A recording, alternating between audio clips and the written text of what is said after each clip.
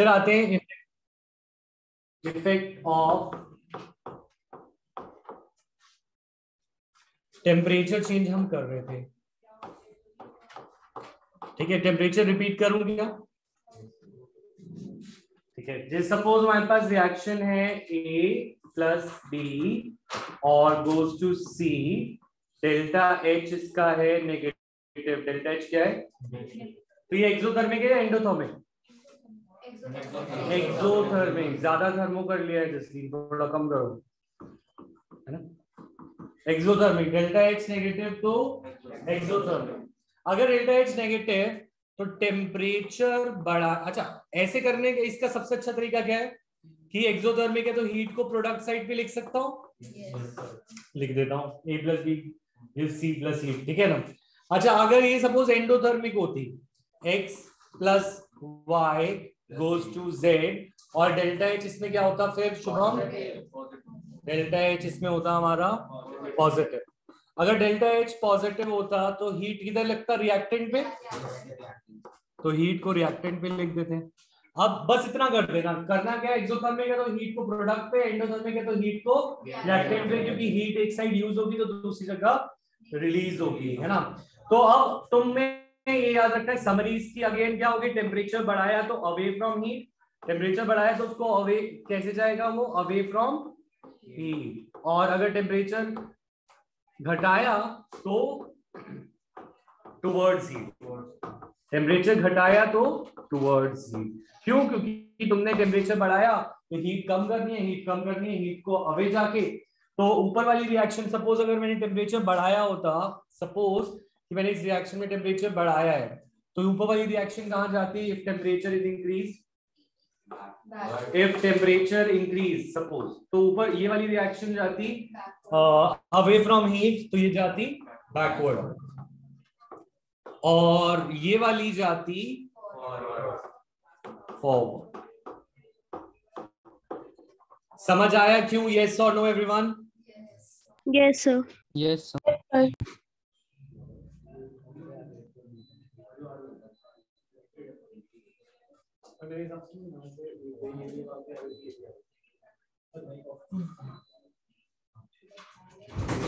अच्छा अब आते हैं नेक्स्ट पे, तो कर लो भी एक्सोथर्मिक एंडोथर्मिक देखने के बाद forward backward.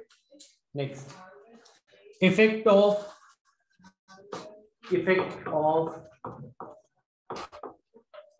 Catalyst,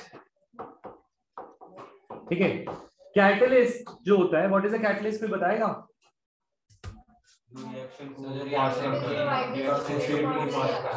Catalyst increases the rate of reaction, increases the rate of reaction, reaction के rate को बढ़ा देता है, ठीक है।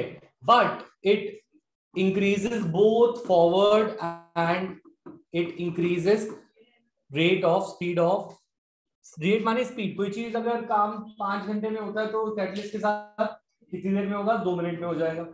तो इसमें रेट बढ़ जाता है, रेट का मतलब क्या होता है? स्पीड, ठीक है। But it increases rate of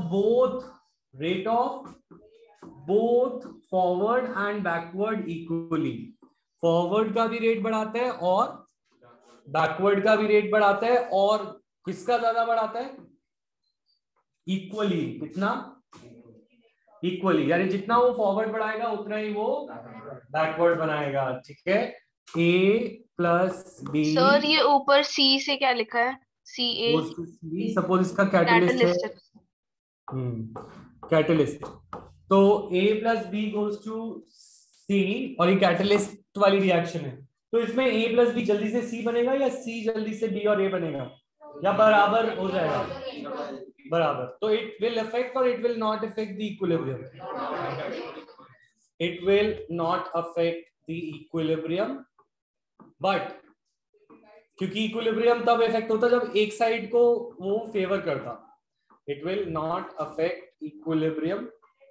और अगर वो इक्विलिब्रियम को अफेक्ट नहीं करेगा तो पर एक चीज वो करेगा कि equilibrium is attend faster, equilibrium is attend, equilibrium जल्दी आ जाता है क्योंकि दोनों रिएक्शंस का स्पीड बढ़ जाता है, तो अगर दोनों का स्पीड बढ़ जाता है तो रिएक्शन जल्दी इक्विलिब्रियम में आ जाएगी, पर ना वो रिएक्शन फॉरवर्ड शिफ्ट होगी ना वो बैकवर्ड। इससे पहले वाले में हमारा आंसर क्या रहा, फॉरवर्ड या किसी में बैकवर्ड। इसमें ना फॉरवर्ड ना बैकवर्ड, इक्विलिब्रियम पे कोई इफेक्ट नहीं, बट रिएक्शन जो है इक्विलिब्रियम में जल्दी आ जाएगी। अगर कोई इक्विलिब्रियम में आने में 1 घंटा लेता था तो कैटलिस्ट के साथ वो 2 मिनट में आ जाएगा।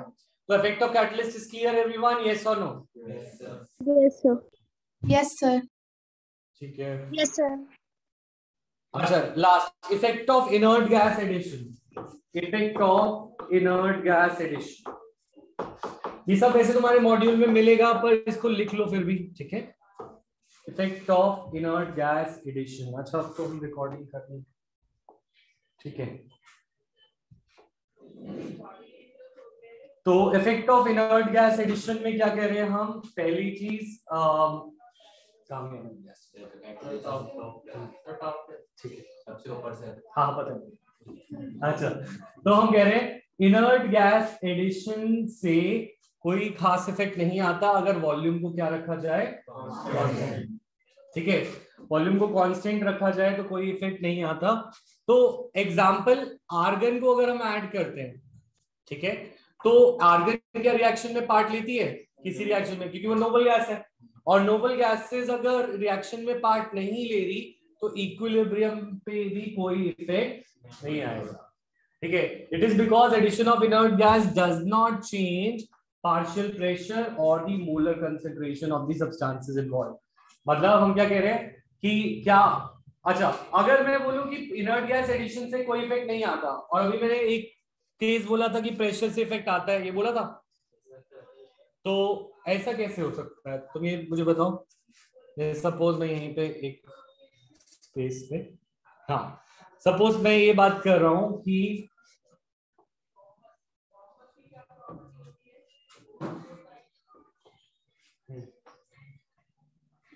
अच्छा देखो, ये एक कंटेनर है, ये क्या है? कंटेनर। इसके एक क्लोज कंटेनर है, क्लोज सिस्टम में इक्विलिब्रियम आता है, हाँ या ना?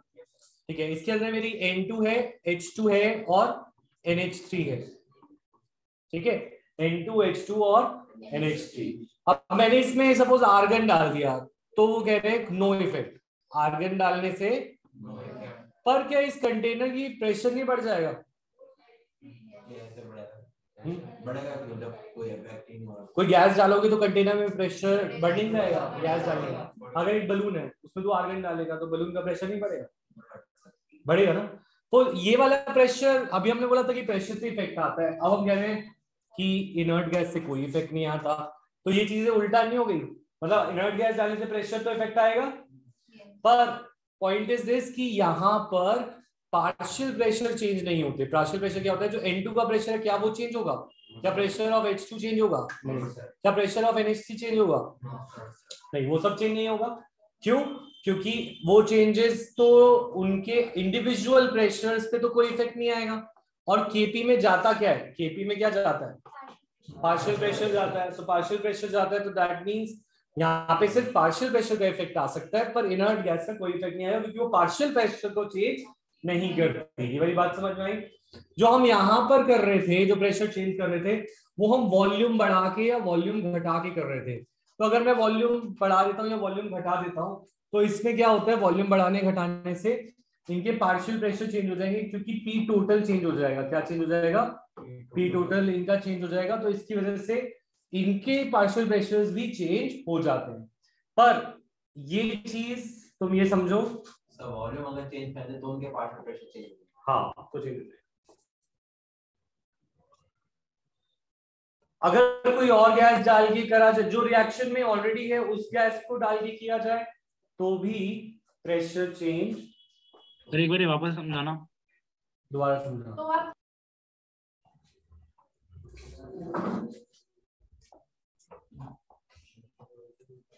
अच्छा, तो मैं क्या कह रहा था कि हम कह रहे हैं इनर्ट गैस डालने से, अगर मैं इनर्ट गैस डालता हूं तो इनर्ट गैस रिएक्शन में पार्ट लेती नहीं है, ठीक है।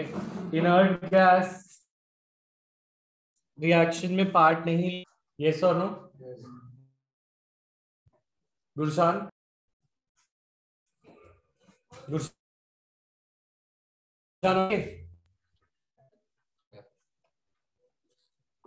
ये ऑनलाइन वालों बस यस सर। कैसा आ रही है? तो मैं कह रहा था इनर्ट गैस डालने से हमारे रिएक्शन के अंदर कोई चेंजेस नहीं आते, यस और नो प्रशांत? यस सर, नहीं आता चेंजेस। हाँ, तो पर पॉइंट इज दिस कि इससे प्रेशर पे भी चेंज नहीं आते, उनके पार्शियल प्रेशर पे चेंज नहीं आते। किस पे चेंज नहीं आते? Partial pressure. पार्शियल प्रेशर होता है तो उसका इंडिविजुअल प्रेशर, आर्गन का पार्शियल प्रेशर बढ़ जाएगा आर्गन डालने से, पर क्या प्रेशर ऑफ N2 बढ़ेगा घटेगा उससे? नहीं ना। नो तो सर। अगर ये प्रेशर ऑफ N2 नहीं बढ़ेगा, प्रेशर ऑफ H2 का कोई चेंज नहीं होगा, प्रेशर ऑफ NH3 का चेंज नहीं होगा, तो Kp में भी कोई चेंज नहीं आएगा, तो इस वजह से कोई इफेक्ट नहीं आएगा। क्लियर है पॉइंट? Yes sir. ठीक है, फिर हम आते हैं इफेक्ट ऑफ कैटलिस्ट। तो हम कर लिया। ये पूरा ली चैटले प्रिंसिपल समझ आया? इजी है, ये स्कोरिंग टॉपिक है और 100% इससे क्वेश्चन आएगा। ठीक है, क्लियर है ये सबको? यस और नो? ठीक है। Yes sir. इनर्ट गैस वापस से समझा। इनर्ट गैस डालने से तो आर्गन डालेगा तो आर्गन का प्रेशर बढ़ेगा, है ना? प्रेशर ऑफ N2 तो नहीं बढ़ेगा, प्रेशर ऑफ H2 तो पार्शियल प्रेशर चेंजेस नहीं होंगे और पार्शियल प्रेशर से इक्विलिब्रियम का चेंज आता है। ठीक है, क्लियर है? मतलब प्रेशर तो N2 H2 और NH3 की हम Kp में डाल देते हैं, तो ये Kp में प्रेशर ऑफ N2 H2 और NH3 रहता है, आर्गन हो तो फर्क नहीं पड़ता, तो इसीलिए रिएक्शन में कोई इफेक्ट। ठीक है, हाँ, कोई डाउट किसी को? सर एक बार इफेक्ट ऑफ कैटलिस्ट बता दो, मतलब मैं मेरी शायद क्लास लेव हो गई थी। तो रिएक्शन कंसंट्रेशन के हिसाब से जाएगी। तुमने कंसंट्रेशन ऑफ N2 बढ़ा दिया, reaction away from the partial pressure भी मतलब वो चेंज हो जाएगा। ठीक है, तुम कंसंट्रेशन से करोगे ना। अगर more of N2 is added तो ये किसका क्वेश्चन हो गया? कंसंट्रेशन। तो अवे फ्रॉम, हाँ, away from the increase species to forward. ठीक है, इफेक्ट ऑफ कैटलिस्ट चेंज में हम ये कह रहे थे मयंक कि जब हम कैटलिस्ट डालते हैं तो उससे फॉरवर्ड और बैकवर्ड दोनों का रेट बढ़ता है। अगर फॉरवर्ड और बैकवर्ड दोनों का रेट बढ़ेगा तो इसमें रिएक्शन ना फॉरवर्ड जाएगी ना बैकवर्ड, क्योंकि दोनों बराबर से बढ़ता है। और अगर बराबर से बढ़ेगा तो रिएक्शन बस इक्विलिब्रियम में जल्दी आएगी, तो but it does not affect the equilibrium composition, ना फॉरवर्ड जाती है ना वो बैकवर्ड जाती है। क्लियर है? मैं इक्विलिब्रियम में रहती है। Okay sir. इक्विलिब्रियम में रहती है और चेन इक्विलिब्रियम में ही रहेगी, पर इक्विलिब्रियम जल्दी आ जाएगा अगर इक्विलिब्रियम नहीं आया है तो तुमने कैटलिस्ट के साथ लिया। क्लियर है point?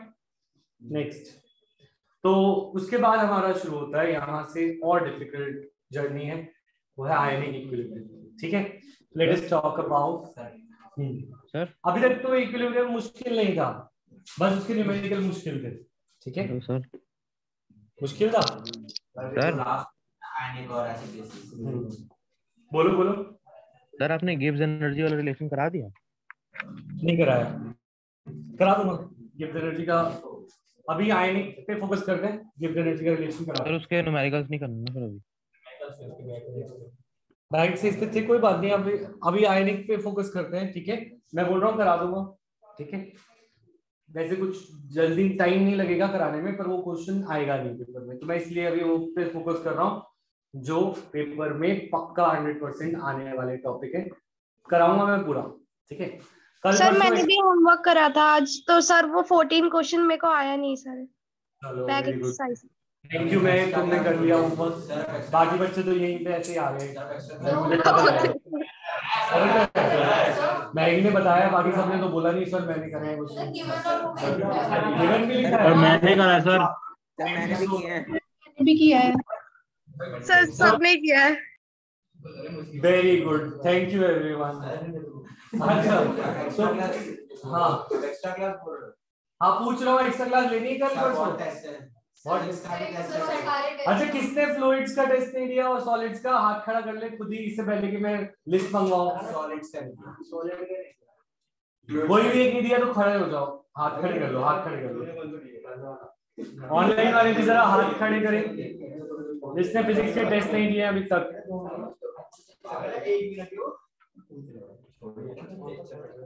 Yes, raise your hand जिसने फ्लूइड्स और सॉलिड्स के टेस्ट नहीं दिए।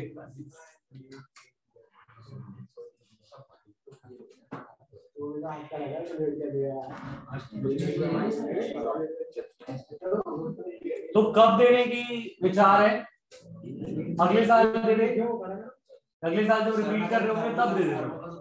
ठीक है नहीं सर, मेरी बीच में थोड़ी क्लासेस मिस हो गई थी, तो फिर वो वीडियोस खत्म करके मैं टेस्ट क्लासेस मिस हो गई थी, अब वो मैंने बोला तुम बुक खोल के दे दो टेस्ट। मैं हर बार हर क्लास में 10-15 मिनट इसी पे लगाऊं, वेस्ट करूं टेस्ट देने में, तो तुम यही चाहते हो तो ठीक है। चलो अब वेरी वेरी इंपॉर्टेंट टॉपिक शुरू हो रहा है, आयनिक इक्विलिब्रियम। और कल थर्मोडायनेमिक्स फिजिक्स का टेस्ट है, उसके बाद नेक्स्ट वीक तुम्हारे केमिस्ट्री के टेस्ट है। सर ओपन बुक भी मतलब केमिस्ट्री का नहीं ओपन हाँ ओपन बुक दो, पर थोड़ा सा अपने दिल में रिग्रेट पढ़ के रखना। आऊंगा सर, बट हाँ कि वो रिग्रेट रखना कि भाई मैं ओपन बुक दे रहा हूँ, शर्म आनी चाहिए बस, वो शर्म आ जाएगी तो ठीक है। अच्छा तो बुक खोल के शर्म के साथ दे सकते हैं, गूगल के साथ शर्म के साथ दो, पर अगर तुम्हें प्राइड से देना है तो पढ़ के देना, ठीक है। अच्छा आयनिक इक्विलिब्रियम, तो अब हम जान रहे हैं कि इक्विलिब्रियम जो है वो आयनिक रिएक्शंस में कैसे आता है, ठीक है।